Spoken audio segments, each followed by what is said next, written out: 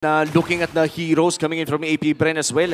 Para bang infinite talaga yung scaling nila, pero mukhang mapipilitan mag-Fury si Yawi! Saan ang galing yung burst na yun?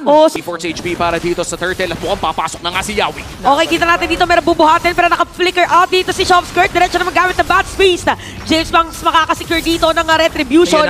Look at that implosion naman, nahuli. Pero si Shopskirt pa rin natin yan. Isama na si KK.TNC, okay lang daw na nakuha ng AP Bren. Yung Turtle, diretso naman silang panalo dun sa team fight. Pero may bumabalik! Nakahanap, nakaamoy ng isda, biningwet ng pana. And doon medyo naging malayo itong si Coil leading up into that Turtle. Kaya nahirapan siya. Binibigyan doon sa may top lane. Umalis daw sa ilalim na Torre. Ayan na, si Der. Nabigyan ng dalawa. Tuloy-tuloy lang talaga ang aksyon para din sa dalawang kupunan. Kasi sa bottom lane, yun naman yata yung target.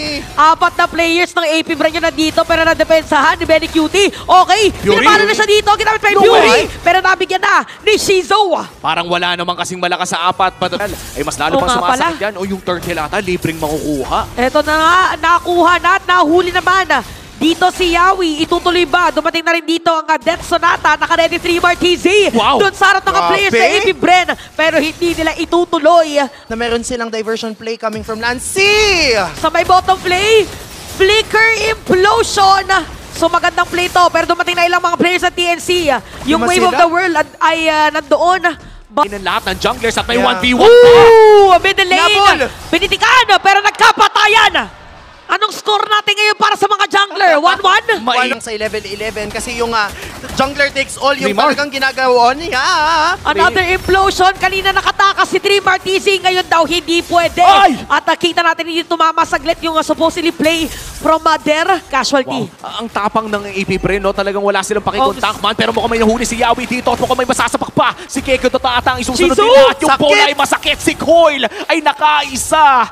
Amis lang pero Der, nag-aim offended. Pero mukhang tatalo na naman si Yawi. Eto na sino naman nabit-bet. At nabit-bit na nga nila dito si Der. So, si Coil nandun sa likod. Hala, biglang naningil. Biglang naningil at nakita na nga natin dito si Keke.Den na kanila makukuha pang si Coil ay buhay pa rin. Kompleto ngayon ang TNC sa stock. Ganon din, so pwede maghati sila dito ng Granger. Kaya din siguro, pag ng TNC, kailangan bilisan mo agad na gumawa ng play. Ito yata yung mabilis na sinasabi, tapos doon sa may madaliko na kapag flicker out si Keke Dot, pero dadalhin na nga siya pabalik. Si Derden mag-flicker out at ang kapalit naman ay si Yawi 3-bar TZ. Pero naman daw immortality, tatanggalan yan ni Shizo, nakaredy si James Fox. At look at that double kill for the man with a million moves. Lord, pero si Yawi nag-conceal na, papasok si Coil! Diretso, pero si Coil nga nakakuha yan. Tapos unstoppable, nakuha na si James Banks. Napadaan lang, nakakuha pa dito at napadaan lang. Makakatakas ba sila? Look at Yawi, nabigyan na nila. So -1 ngayon ang side ng TNC. Weapon o sandata ni Coil into getting that Lord. At tingnan natin kung enough mga bang sandata. 3-bar TZ na burst agad! At si Coil mukhang lalapit na James Banks! Si James Banks! Tinanong ko ng palag, pero ito palag yung kakampi. Immortality naman sagot. Exclamation shutdown para kay Shizo. Kakanya-kanya bilinaan ng mga immortality. Yung Lord nga pala na sa may bottom lane. Si Keke.Den ay buhay pa rin. Ginamit pa yung Sacred Hammer para mamabilis na makabalik dun sa base at dun sa may middle lane. Ito naman yata ang bibigyan. Si Yawi unti-unting atras muna at defended ulit ang base pero kalbo na yung mga torre ng AP Bren. At 3 wave ata ang ipagsasabay nila. Flicker is available for everyone. Okay, naka-ready sila ngayon. Papasok si Yawi. Nabibit na nga dito si Keke Dot. Si Shizo unang target. -1 agad ngayon sa damager ng AP Bren. Benny Cutie unti-unti na nga nag-hit sa mga players na kalaban nila. At mukhang that's it dahil hindi na yata madedepensahan dito yung Lord. Habang si James Banks naman na wala ng immortality.